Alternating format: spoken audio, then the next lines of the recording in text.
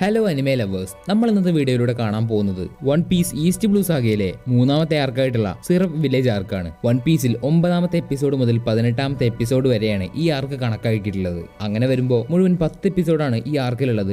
അതിലെ ആദ്യത്തെ 5 എപ്പിസോഡുകളായിട്ടുള്ള അതായത് 9 മുതൽ 13 വരെയുള്ള എപ്പിസോഡാണ് നമ്മൾ ഇന്നത്തെ വീഡിയോയിലൂടെ നോക്കുന്നത്. അപ്പോൾ ഇതിനു മുൻപുള്ള എപ്പിസോഡ് കാണാത്തവരാണ് ഈ വീഡിയോ കാണുന്നതെങ്കിൽ ഡിസ്ക്രിപ്ഷനിൽ അതിന്റെ ലിങ്ക് കൊടുത്തിട്ടുണ്ട്. സോ കാണാത്തവര് അത് പോയി മസ്റ്റ് ആയിട്ട് കാണുക. പിന്നെ നിങ്ങളോട് പ്രധാനപ്പെട്ട ഒരു കാര്യം പറയാനുള്ളത്, ഈ വീഡിയോ ഇഷ്ടപ്പെട്ട ലൈക്ക് ചെയ്യൂ, അതുപോലെ സബ്സ്ക്രൈബ് ചെയ്യൂ. വൺ പീസിന്റെ ബാക്കിയുള്ള പാർട്ടുകൾ അപ്ലോഡ് ചെയ്യുമ്പോഴേ നിങ്ങളുടെ അടുത്തേക്ക് എത്തിച്ചേരണമെങ്കിൽ നോട്ടിഫിക്കേഷൻ ബെല്ല് കൂടി ഓൺ ആക്കിയിടുക. എന്നാ anime and movie lovers, once again welcome back to Animo exposure.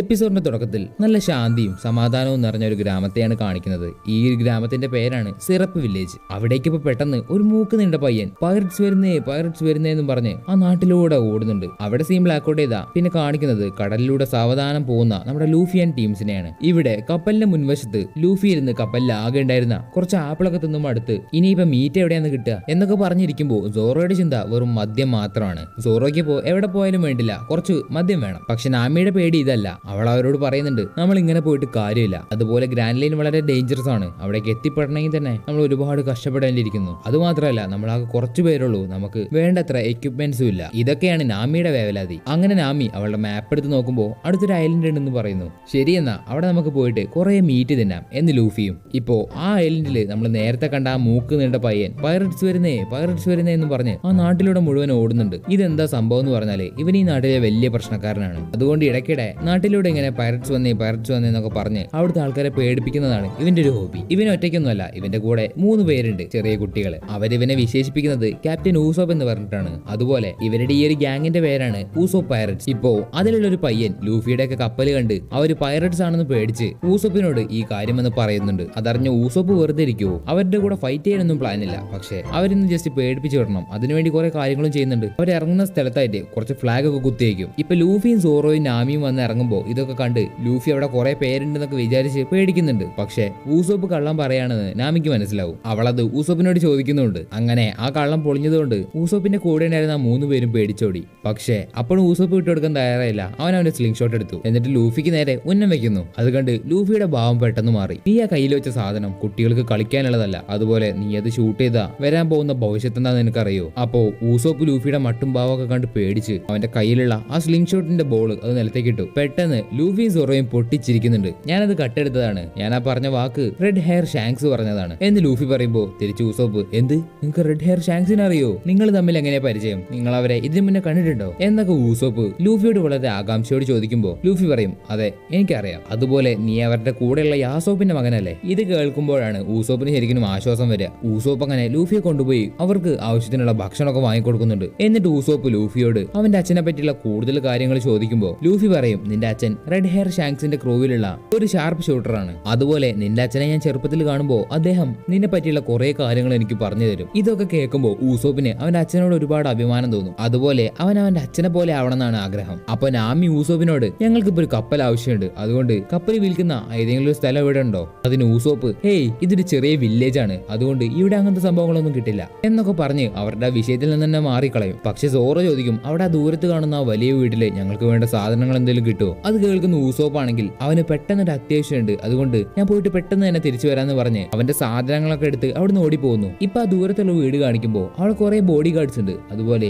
ആ വീട്ടിൽ താമസിക്കുന്നത് ഒരേ ഒരു പെൺകുട്ടിയാണ്. ഈ പെൺകുട്ടിയുടെ പേരാണ് കായ. അതുപോലെ ബോഡി ഗാർഡ്സിൽ തന്നെ ഏറ്റവും വലിയ ബോഡി ഗാർഡാണ് ഈ കാണുന്ന കണ്ണടക്കാരൻ ക്ലാഹഡോർ. കായയുടെ അച്ഛനും അമ്മയൊക്കെ നേരത്തെ മരിച്ചു പോയതുകൊണ്ട് അവൾ ആകെ ഡിപ്രഷനിലാണ്. പക്ഷേ ആരെയും കാണാതെ ഊസോപ്പ് അവിടേക്ക് വരും. ഊസോപ്പും ആ പെൺകുട്ടിയും തമ്മിൽ നല്ല കൂട്ടാണ്. അതുകൊണ്ട് ആ പെൺകുട്ടിയുടെ ഡിപ്രഷൻ മാറ്റാൻ വേണ്ടി ഊസോപ്പ് അവൻ അറിയുന്ന കുറെ നുണക്കഥകൾ അവൾക്ക് പറഞ്ഞു കൊടുക്കും. അതൊക്കെ ഊസോപ്പ് പറയുന്ന ചില നുണക്കഥകളാണെങ്കിൽ പോലും കായയ്ക്ക് ഊസോപ്പ് ഇങ്ങനെ പറയുന്നതൊക്കെ വളരെ വലിയ ഇഷ്ടമാണ്. ഇവിടെ ഊസോപ്പിന്റെ 3 കുട്ടിപ്പട്ടാളം തങ്ങളുടെ ക്യാപ്റ്റനെ കിട്ടാൻ വേണ്ടി രണ്ടും കൽപ്പിച്ച് ലൂഫിയും സോറോയും നാമിയുള്ള ആ സ്ഥലത്തേക്ക് ചവിട്ടി തുറന്നു വരുന്നു. പക്ഷേ അവര് 3 പേരും ഊസോപ്പിനവിടെ കണ്ടില്ല. അതിനു പകരം ലൂഫി വയറ് തടവിരിക്കുന്നതാണ് അവർ കണ്ടത്. പെട്ടെന്ന് സോറോ പറയും, നിങ്ങൾ നിങ്ങളുടെ ക്യാപ്റ്റനെ തേടി വന്നതാണോ? പേടിക്കണ്ട, അവനെ ഞങ്ങളങ്ങ് തിന്നു. അങ്ങനെ അവര് കള്ളം പറഞ്ഞതാണെന്ന് മനസ്സിലാവുന്ന ആ 3 പേരും അവരോട് പിന്നീട് കൂട്ടാവുന്നുണ്ട്. എന്നിട്ട് അവര് അതുപോലെ 3 പേരും ഊസോപ്പ് വരാൻ സാധ്യതയുള്ള ആ വലിയ വീട്ടിലേക്ക് ലൂഫിയെയും സോറോയും നാമിയെയും കൊണ്ടുവരുന്നു. അപ്പൊ ലൂഫി എന്തിനാണ് ഊസോപ്പ് ഇങ്ങോട്ട് വന്നതെന്ന് ചോദിക്കുമ്പോൾ ആ 3 പേരിൽ ഒരാൾ പറയും ക്യാപ്റ്റൻ ഊസോപ്പ് ഇവിടെ വന്നത് നുണ പറയാനാണ്. അതുപോലെ ക്യാപ്റ്റൻ ഊസോപ്പ് ഒരു ഹീറോയാണ്. അതിന് സോറോ ഇത്രയും നുണ പറയുന്ന ഒരുത്തൻ എങ്ങനെയാണ് ഹീറോ ആയതെന്ന് ചോദിക്കുമ്പോൾ അവർ 3 പേരും ആ സത്യം അങ്ങോട്ട് പറഞ്ഞു കൊടുക്കും. കായ എന്ന് പറയുന്ന പെൺകുട്ടിക്ക് ആരുമില്ല, അതുപോലെ അവൾക്ക് തീരെ വയ്യ, അവളുടെ അസുഖം മാറ്റാൻ വേണ്ടിയാണ് ഊസോപ്പ് ഇങ്ങനെ നുണ പറഞ്ഞ് അവളെ സമാധാനിപ്പിക്കുന്നത്. അങ്ങനെ ആ സത്യങ്ങളൊക്കെ അറിഞ്ഞ ലൂഫി അതിന്റെ അകത്തേക്ക് പോകാൻ വേണ്ടി ആ ഗേറ്റിന്റെ ഒരു ഭാഗത്ത് പിടിച്ച് ഗം പവർ ഉപയോഗിച്ച് അതിന്റെ അകത്തേക്ക് എങ്ങനെയൊക്കെ കയറി പറ്റുകയാണ്. ചെന്നപ്പോഴേക്കും ലൂഫി കായയോട് കാര്യം ചോദിക്കും, ഞങ്ങൾക്കൊരു കപ്പൽ തരാൻ പറ്റുമോ? ആ സമയത്താണ് മെയിൻ ബോഡി ഗാർഡ് ആയിട്ടുള്ള ക്ലാഹഡോർ അവിടേക്ക് വരുന്നത്. നിങ്ങൾ എങ്ങനെ ഇതിന്റെ അകത്തേക്ക് കയറിയത്? പെർമിഷൻ ഇല്ലാതെ ഇതിന്റെ അകത്തേക്ക് കയറാൻ പാടില്ല എന്നൊക്കെ ക്ലാഹഡോർ അവരെ നോക്കി പറയുന്നു.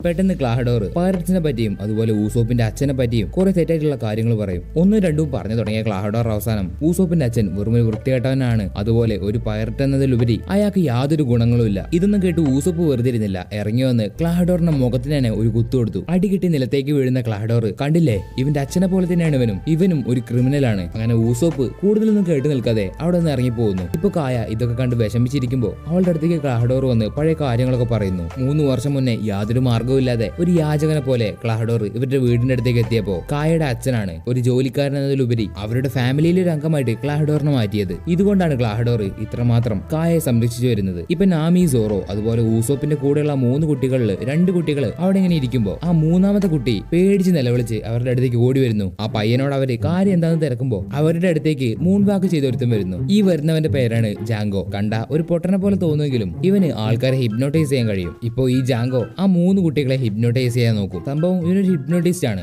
അതുപോലെ ഞാൻ നിങ്ങളെ ഹിപ്നോട്ടൈസ് ചെയ്ത് തരാം എന്നൊക്കെ പറഞ്ഞ് ഹിപ്നോട്ടൈസിന്റെ പ്രോസസ് സ്റ്റാർട്ട് ചെയ്യും. പക്ഷേ ഇതിനൊരു കുഴപ്പമുള്ളത് ഇവൻ ആരെ ഹിപ്നോട്ടൈസ് ചെയ്താലും കൂടെ ഇവനും ഹിപ്നോട്ടൈസ് ആവും. ഇവിടെ ഇങ്ങനെയൊക്കെ നടക്കുന്നുണ്ടെങ്കിലും മറ്റൊരു ഭാഗത്ത് ഊസോപ്പ് നടന്ന കാര്യങ്ങളൊക്കെ ആലോചിച്ച് വിഷമിച്ചിരിക്കുന്നു. ഇങ്ങനെ വിഷമിച്ചിരിക്കുന്ന ഊസോപ്പിന്റെ അടുത്തേക്ക് ലൂഫി വന്ന് എന്താ പ്രശ്നം എന്ന് ചോദിക്കുമ്പോൾ എനിക്ക് വിശ്വസിക്കാൻ വയ്യ, ആ വൃത്തികെട്ട ബട്ട്ലർ അവൻ എന്റെ അച്ഛനെ അപമാനിച്ചു. അതിന് ലൂഫി ഞാനും ആ നാറിയെ വെറുക്കുന്നുണ്ട്. പിന്നെ അവൻ പറഞ്ഞ കാര്യങ്ങളൊന്നും സത്യമല്ല. നിന്റെ അച്ഛൻ യാസോബ് ധൈര്യമുള്ള നല്ല സ്നേഹമുള്ള ഒരു മനുഷ്യനാണ് എന്നൊക്കെ പറഞ്ഞ് ലൂഫി ഊസോപ്പിനെ ആശ്വസിപ്പിക്കുമ്പോൾ നമ്മൾ നേരത്തെ കണ്ട ജാങ്കോയും ക്ലാഹഡോറും കൂടെ ലൂഫിയും ഊസോപ്പും നിൽക്കുന്ന ആ സ്ഥലത്തിന്റെ താഴത്തേക്ക് വരുന്നു. അവർ രണ്ടുപേരും ചേർന്ന് ഇപ്പൊ എന്തോ പ്ലാൻ ചെയ്യുന്നുണ്ട്. അത് നമ്മുടെ ഊസോപ്പ് ചെവി കോർത്ത് കേൾക്കുന്നുണ്ട്. ജാങ്കോ, നമ്മുടെ പ്ലാനിന് വേണ്ടിയുള്ള ഒരുക്കങ്ങളൊക്കെ എന്തായി എന്ന് ക്ലാഹഡോർ ജാങ്കോയോട് ചോദിക്കുമ്പോൾ കാര്യങ്ങളൊക്കെ നിങ്ങൾ പറഞ്ഞതുപോലെ നമുക്ക് എപ്പോ വേണമെങ്കിലും ആ കൊലപാതകം ചെയ്യാം എന്ന് ജാങ്കോ പറയുമ്പോ എടാ മണ്ട, അതൊരു കൊലപാതകമല്ല, ഒരു ആക്സിഡന്റ് ആക്കി വരുത്തി തീർക്കണം. അതുപോലെ നീ അവളെ കൊല്ലുന്നതിന് മുന്നേ അവളെ ഹിപ്നോട്ടൈസ് ചെയ്ത് അവളുടെ പേരിലുള്ള മുഴുവൻ സ്വത്തും എന്റെ പേരിൽ ഒപ്പിട്ട് വാങ്ങണം. ഈ ഒരു നിമിഷത്തിന് വേണ്ടിയാണ് 3 വർഷമായിട്ട് ഞാൻ പട്ടിയെ പോലെ അവിടെ കിടന്ന് ജോലി ചെയ്തത്. ക്ലാഹഡോർ പറയുന്നത് കേട്ട് ജാങ്കോ, അപ്പൊ ക്യാപ്റ്റൻ കൂറോ നിങ്ങൾ ഇതിനു വേണ്ടിയായിരുന്നു 3 വർഷങ്ങൾക്ക് മുമ്പ് പൈററ്റ്സിൽ നിന്ന് ഒഴിഞ്ഞു വന്നതിന് ശേഷം നിങ്ങളുടെ വ്യാജ വധശിക്ഷ നടത്തിയത്. നീ ഇനി എന്നെ ആ പേര് വിളിക്കരുത്.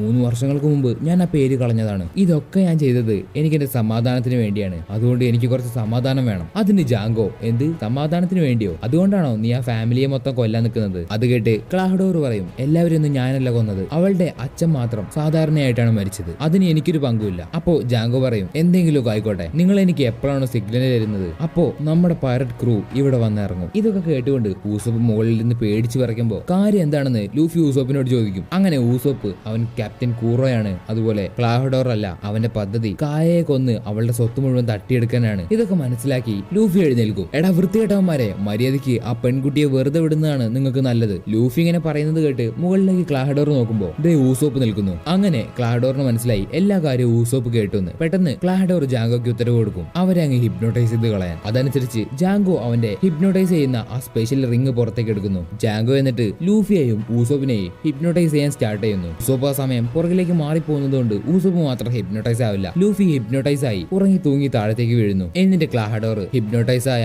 ജാങ്കോയെ വിളിച്ചുണർത്തിയിട്ട് പറയും, ആ പയ്യൻ ഇത്രയും ഹൈറ്റിൽ നിന്ന് വീണതുകൊണ്ട് അവനിപ്പോ മരിച്ചിട്ടുണ്ട്. ശേഷം ക്ലാഹഡോർ ഊസോപ്പ് കേൾക്കത്തക്ക വിധം പറയും, ജാങ്കോ, നാളെയാണ് നമ്മുടെ പൈററ്റ്സ് ഈ വില്ലേജിനെ അറ്റാക്ക് ചെയ്യാൻ പോകുന്നത്. അതിനുശേഷം നമ്മൾ പ്ലാൻ ചെയ്തതുപോലെ കായയുടെ ആക്സിഡന്റ് നടക്കും. ശ്രദ്ധിച്ചു കേട്ട ഊസോപ്പ്, ഇനി നീ ഇത് ആരോടെങ്കിലും ചെന്ന് പറഞ്ഞാൽ അവരാരും നിന്നെ വിശ്വസിക്കാൻ പോകുന്നില്ല. കാരണം അവരുടെ കണ്ണിലൊക്കെ നീ ഒരു നുണയനാണ്. ഇപ്പൊ ഊസോപ്പ് പെട്ടെന്ന് ഈ നടന്ന കാര്യങ്ങളൊക്കെ എങ്ങനെയെങ്കിലും അവന്റെ വില്ലേജിനെ, അതുമല്ലെങ്കിൽ കായയെ അറിയിക്കാൻ വേണ്ടി അവന് കഴിയുന്നതിന്റെ പരമാവധി അവൻ ആ വില്ലേജിലേക്ക് ഓടുകയാണ്. ഇതേ സമയത്ത് ക്ലാഹഡോർ പറഞ്ഞതുപോലെ അവന്റെ പൈററ്റ് ഷിപ്പ് ആ വില്ലേജിലേക്ക് എത്താനായി.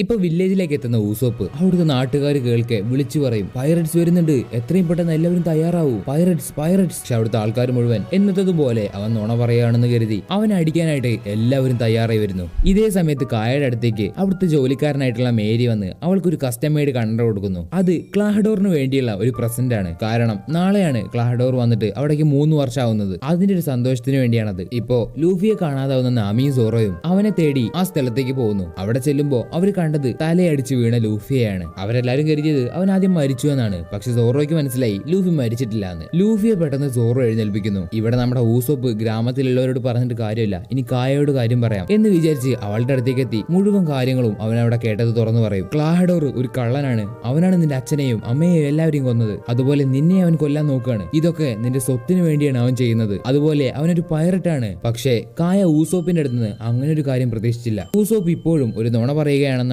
അവള് വിചാരിക്കുന്നത്. ഊസോപ്പ്, നീ പറയുന്ന നുണകളെല്ലാം എനിക്ക് ഇഷ്ടമാണ്, പക്ഷേ ഇങ്ങനൊരു നുണ നീ എന്തിനാണ് ഇങ്ങനെയൊക്കെ പറയുന്നത്? പെട്ടെന്ന് ഊസോപ്പ് കായയും കൊണ്ട് പുറത്തേക്ക് ചാടുന്നു. എന്നിട്ട് അവന്റെ അടുത്തേക്ക് വരുന്ന ബോഡി ഗാർഡ്സിനെ എല്ലാം അവൻ അവന്റെ സ്ലിംഗ് ഷോട്ട് കൊണ്ട് ഷൂട്ട് ചെയ്തു. ശേഷം ഊസോപ്പ് കായയോട് നമുക്കിനി ഇവിടുന്ന് എത്രയും പെട്ടെന്ന് പോകണമെന്ന് പറഞ്ഞ് അവളുടെ കൈ പിടിച്ച് പുറത്തേക്ക് ഓടുമ്പോ കായ ഊസോപ്പിന്റെ കരണത്ത് നോക്കി ഒന്ന് കൊടുക്കും. നീ എനിക്ക് ശല്യമാണ് ചെയ്യുന്നത്, എനിക്ക് നിന്നെ ഇനി കാണണ്ട എന്ന് കായ ഊസോപ്പിനോട് പറയുമ്പോ മേരി അവിടേക്ക് വന്ന് അവന്റെ കയ്യിലുള്ള ഗണ്ണ് വെച്ച് ഊസോപ്പിന് ഷൂട്ട് ചെയ്യും. അത് ഊസോപ്പിന്റെ കയ്യിലൊരു മുറിവുണ്ടാക്കുന്നു. പക്ഷെ ഊസോപ്പ് മറിച്ചൊന്നും ചെയ്യാനൊന്നുമില്ല. അവന്റെ മുറിവായ കൈ കൊണ്ട് അവിടെ നിന്ന് ഓടി പോവാണ്. ഊസോപ്പ് ഓടി നാമിയും സോറോയും പിന്നെ അവന്റെ 2 കൂട്ടാളികൾ നിൽക്കുന്ന ആ സ്ഥലത്തേക്ക് എത്തുന്നു. അപ്പണ്ടാ മരിച്ചുപോയ ലൂഫി ഇങ്ങനെ നിൽക്കുന്നത് ഊസോപ്പ് കാണാം. ഊസോപ്പ് ഓടിച്ചെന്ന് ലൂഫിയോട് ചോദിക്കും, എന്ത് നീ ജീവനോടെ ഉണ്ടായിരുന്നോ? അതിന് ലൂഫി, അതെ, ഞാൻ അവിടെ ഇത്രയും നേരം ഉറങ്ങുമായിരുന്നു. അപ്പോ ഊസോപ്പിന്റെ 2 പിള്ളേര്, ക്യാപ്റ്റൻ ഇവിടേക്ക് പൈററ്റ് വരാൻ പോകുന്ന കാര്യം ഞങ്ങൾ അറിഞ്ഞു, നമുക്ക് പെട്ടെന്ന് നാട്ടുകാരോട് പോയി ഈ കാര്യങ്ങളൊക്കെ പറയാം. അപ്പൊ പെട്ടെന്ന് ഊസോപ്പ് പൊട്ടിച്ചിരിക്കും. ഈ കാര്യങ്ങളൊക്കെ ഞാൻ എന്ന് നുണ പറയുന്നത് പോലെ പറഞ്ഞതാണ്, നിങ്ങൾ അത് അപ്പോഴേക്കും വിശ്വസിച്ചോ? ഇതൊക്കെ കേട്ട് ഊസോപ്പിന്റെ 3 പിള്ളേർ അവിടുന്ന് പോകാൻ നിൽക്കുമ്പോൾ ഊസോപ്പ് എങ്ങോട്ടാ നിങ്ങൾ പോകുന്നതെന്ന് ചോദിക്കുന്നു. അതിന് അവർ 3 പേരും പറയും, നിങ്ങൾ ശരിക്കും ഞങ്ങളെ നിരാശപ്പെടുത്തി. ഇത്രയും ദിവസം ഞങ്ങൾക്ക് നിങ്ങളോടൊരു ബഹുമാനം ഉണ്ടായിരുന്നു. ആ ബട്ട്ലർ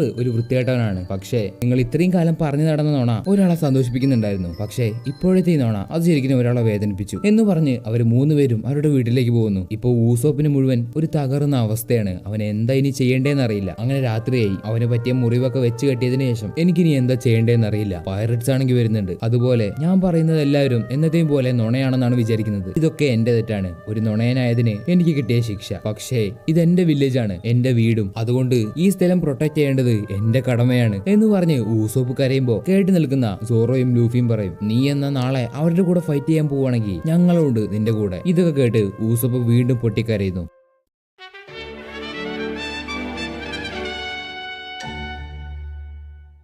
ഇതേ സമയത്ത് വീട്ടിലേക്ക് ക്ലാഹഡോർ വരുന്നു. അവനെ കണ്ട മേരി, എന്നാലും ക്ലാഹഡോർ, ആ പയ്യൻ എന്ന് എന്തൊക്കെയാ പറഞ്ഞേ? നീ ഒരു പൈററ്റാണ്, നീ അതുപോലെ കായയെ കൊല്ലാൻ പോവാണ്, നീ ഒരു വൃത്തികെട്ടവനാണ്, വന്ന് ഇപ്പൊ അവന്റെ നാക്കിനൊരു ലൈസൻസ് ഇല്ലാതെ ആയിട്ടുണ്ട്. ഇപ്പോഴാണ് ക്ലാഹഡോർ ജനലിന്റെ ഭാഗത്ത് ഒരു ബോക്സ് കാണുന്നത്. അതെന്താണെന്ന് മേരിയോട് ചോദിക്കുമ്പോൾ മേരി പറയും, ഓ, നിങ്ങൾ ഇവിടെ വന്നിട്ട് 3 വർഷമായില്ലേ, അതെന്റെ ഒരു സന്തോഷം എന്ന രീതിയിൽ കായ അത് നിങ്ങൾക്ക് തരാൻ വേണ്ടി വെച്ചതാണ്. ക്ലാഹഡോർ എന്നിട്ട് അത് തുറന്നു നോക്കുമ്പോൾ അതിലൊരു കസ്റ്റം മെയ്ഡ് കണ്ണട. പെട്ടെന്ന് ക്ലാഹഡോർ അത് നിലത്തേക്കിട്ട് ചവിട്ടി പൊട്ടിക്കുന്നു. ഇത് കണ്ട് മേരി ഷോക്കായി നിൽക്കുമ്പോൾ എനിക്കിനി ഇതൊന്നും മറച്ചു വെക്കേണ്ട കാര്യമില്ല. ഇന്ന് രാത്രി ഈ വില്ലേജ് അറ്റാക്ക് ചെയ്യപ്പെടും, അതുപോലെ കായ മരണപ്പെടും, അതും ഒരു ആക്സിഡന്റ് മൂലമെന്ന് ഞാൻ വരുത്തി തീർക്കും. 3 വർഷമായിട്ട് ഞാൻ ഇതിനു വേണ്ടി കാത്തിരിക്കായിരുന്നു എന്ന് പറഞ്ഞ് ക്ലാഹഡോർ അവന്റെ കയ്യിലുള്ള എക്സ്മാന്റെ കത്തി ഉപയോഗിച്ച്, സോറി, എക്സ്മാന് 3 ഉള്ളൂ, ഇത് 5 ഉണ്ട്, ഈ 5 കത്തി ഉപയോഗിച്ച് മേരിയുടെ നെഞ്ചത്ത് തന്നെ വെട്ടുന്നു. ഇവിടെ പൈററ്റ്സ് എല്ലാവരും കടന്നു വരുന്ന ആ മെയിൻ എൻട്രൻസിന്റെ ഭാഗത്ത് ലൂഫിയും സോറോയും നാമിയും ഊസോപ്പും ചേർന്ന് കുറെ ഓയിൽ നിലത്തൊഴിക്കുന്നു. എന്നിട്ട് ഊസോപ്പ് പറയും, ഇതിൽ ചവിട്ടി വരുന്നവന്മാരെല്ലാം നിലത്തേക്ക്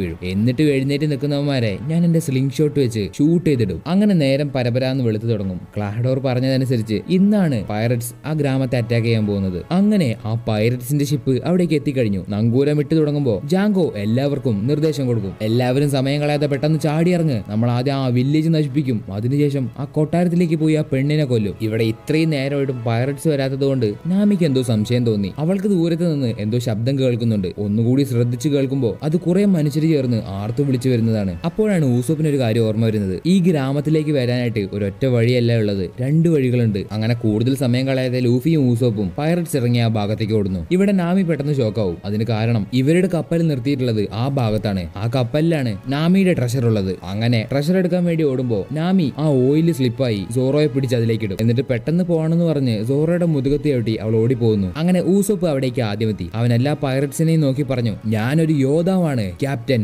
ഊസോപ്പ്. ഇവിടെ നമ്മുടെ ലൂഫിക്ക് ആകെ വഴിതെറ്റി പോയിട്ടുണ്ട്. അവൻ എത്തി നിൽക്കുന്നത് ആ ഗ്രാമത്തിലാണ്. ഇതേ സമയത്ത് ഇവിടെ ഊസോപ്പ് പറയും, ജീവൻ വേണമെങ്കിൽ എല്ലാവരും ഇവിടെ നിന്ന് ഓടിപ്പോയിക്കോളൂ, അല്ലെങ്കിൽ ഞാൻ എന്റെ ലക്ഷക്കണക്കിന് വരുന്ന പടയാളികളെ ഇറക്കി അങ്ങ് വിടും. ഇപ്പോഴാണ് ആ കപ്പലിൽ നിന്ന് അവർക്ക് നാമിയുടെ ആ ട്രഷർ കിട്ടുന്നത്. ഇപ്പൊ ഊസോപ്പ് പറയും, നിങ്ങൾക്കത് കിട്ടിയില്ലേ, എന്നാ ഇവിടുന്ന് വേഗം വിട്ടുപോയിക്കോ. അതിന് ജാങ്കോ, ശരിയാണ്, ഞങ്ങൾ പൈററ്റ്സ് ആണ്, ഞങ്ങൾക്ക് ട്രഷർ ഒരുപാട് ഇഷ്ടമാണ്, പക്ഷേ ഞങ്ങൾ ഇപ്പൊ ഇവിടുന്ന് പോവാൻ തീരുമാനിച്ചിട്ടില്ലെങ്കിലോ. എന്നിട്ട് അവന്റെ ഹിപ്നോട്ടൈസിംഗ് റിംഗ് എടുത്ത് ഊസോപ്പിനെ ഹിപ്നോട്ടൈസ് ചെയ്യാൻ വേണ്ടി 1 2 3 എന്ന് പറയുമ്പോഴേക്കും നാമി ചാടി വന്ന് അവളുടെ വടി കൊണ്ട് ഊസോപ്പിന്റെ തലക്കിട്ടൊരടി. ആരോട് ചോദിച്ചിട്ടടാ നീ എന്റെ ട്രഷർ അവരോട് എടുത്തോളം പറഞ്ഞത്? അങ്ങനെ ഇപ്പോ അവർക്കിടയിൽ ഒരു വാക്കുതർക്കം നടക്കുന്നുണ്ട്. ഈ സമയം നോക്കി എല്ലാ പൈററ്റ്സും അവരെ അറ്റാക്ക് ചെയ്യാൻ വരുന്നു. പെട്ടെന്ന് ഊസോപ്പ് കുറെ ആണികൾ എടുക്കുന്നു. എന്നിട്ട് കുറച്ച് നാമിക്ക് കൊടുത്ത് തൂക്കി എറിയാൻ പറയുന്നു. അങ്ങനെ ഊസോപ്പ് വരുന്നവരുടെ കാലിലേക്ക് ആ ആണി ഇട്ട് കൊടുത്തു. പക്ഷെ നാമി എറിഞ്ഞ ആണിയെല്ലാം ബാക്കിലേക്കാണ് പോയത്. പക്ഷെ ഇതുകൊണ്ടൊന്നും അവരെ ചേർത്ത് നിർത്താൻ ഊസോപ്പിന് കഴിഞ്ഞില്ല. വന്നവരിൽ ഒരുത്തൻ ചാടി വന്ന് അവന്റെ ചുറ്റിക കൊണ്ട് ഊസോപ്പിന്റെ തലക്കിട്ടടിക്കും. ചോര തുപ്പി ഊസോപ്പ് നിലത്തേക്ക് വീഴുമ്പോ മറ്റൊരുത്തൻ വന്ന് നാമിയെ അടിച്ചിരുന്നു. ശേഷം പൈററ്റ്സ് എല്ലാവരും ആർത്ത് വിളിച്ച് ആ വില്ലേജിലേക്ക് പോകുമ്പോ ഊസോപ്പ് ഒരുത്തന്റെ കാലിലേക്ക് പിടിക്കുന്നു. പെട്ടെന്ന് അവൻ തിരിഞ്ഞ് ഊസോപ്പിനെ ഒരൊറ്റ ചവിട്ടിന് തെറിപ്പിക്കുകയാണ്. അങ്ങനെ ഊസോപ്പ് ഒന്നും ചെയ്യാൻ കഴിയാതെ മാനത്തേക്ക് നോക്കി നിൽക്കുമ്പോ അവിടേക്ക് ഓടിപ്പോയവരെല്ലാവരും മാനത്തൂടെ പറന്നു വന്ന് നിലത്തേക്ക് വീഴുന്നു. അത് നമ്മുടെ ലൂഫിയും സോറോയാണ്. ഇപ്പോഴാണ് അവർ ഇങ്ങോട്ട് വന്നു ചേരുന്നത്. ഇതേ സമയത്ത് കൊട്ടാരത്തിന്റെ അവിടെ വരാന്ന് പറഞ്ഞിട്ട് വരാത്തവരെയും തേടി ക്ലാഹഡോർ ഒരു ബാഗും എടുത്ത് പോകുന്നു. സാധാരണ ഈ വഴിക്കൊന്നും കാണാത്ത ക്ലാഹഡോറിനെ ആ 3 കുട്ടികളിൽ ഒരുത്തൻ മറിഞ്ഞിരുന്ന് കാണുകയാണ്.